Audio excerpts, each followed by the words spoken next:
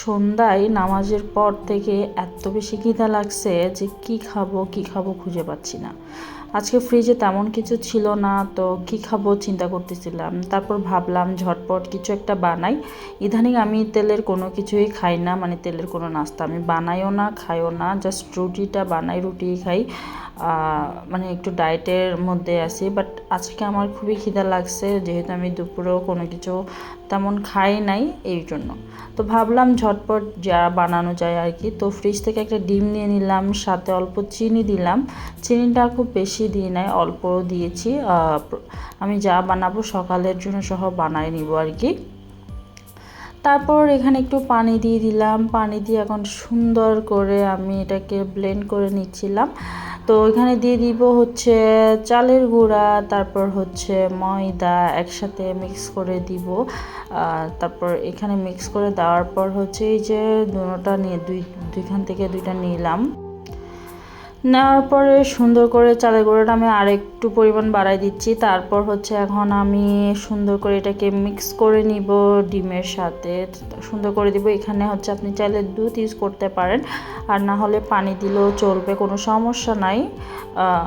বাসা মানে পাশে হচ্ছে গিয়ে বিল্ডিংয়ের কাজ চলতেছে, যার কারণে হচ্ছে সাউন্ড আসতেছে, সবাই একটু ক্ষমা দৃষ্টিতে দেখবেন। তো কনসিস্টেন্সিটা এরকমই আসছে। তারপর আমি পাইপেনের মধ্যে মানে কড়াইতে আর কি তেল দিয়ে দিলাম। দেওয়ার পর এখন আমি ঝটপট করব। আসলে আমি খুব বেশি যে সুস্থ তা না, এই জন্য আমার কথা উল্টাপাল্টা হতে পারে, সো সবাই একটু ক্ষমা দৃষ্টিতে দেখবেন। তারপর হচ্ছে এই যে এখন আমি নাস্তা বানানো শুরু করে দিলাম। এটাকে আসলে পোয়া পিঠা বা রসবড়ি যেটা আমরা বলি বলতে পারেন। আপনারা কে কোন ডিস্ট্রিক্টে কী বলেন সেটা কমেন্টস করে জানাবেন। তারপর হচ্ছে এই যে একদম ফুলকো এখন ফার্স্টে একটু বড় হয়েছে আমার কাছে মনে হচ্ছে। আমি এর থেকেও বড় বানাতে পারি, বাট আমার কাছে মনে হচ্ছে আজকে আমি ছোট খেতে পারবো, আমার কাছে ভালো লাগবে ছোট খেতে। তো এই জন্য আমি একটু ছোট টাইপের করে বানাবো। তো দেখেন একদম ফুলকো হয়েছে, মাশাআল্লাহ বলবেন সবাই।